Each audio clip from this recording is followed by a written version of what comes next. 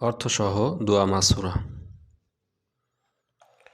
বিসমিল্লাহির রহমানির রহিম।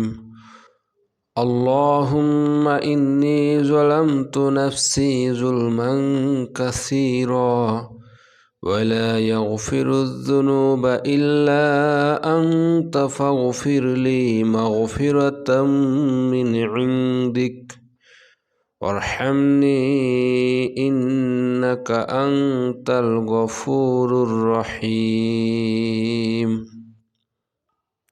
দোয়া মাসুরা এর অর্থ: হে আল্লাহ, আমি আমার উপর অনেক অত্যাচার করেছি, আর একমাত্র আপনি ছাড়া এমন কেউ নেই যে গুনাহ ক্ষমা করতে পারে।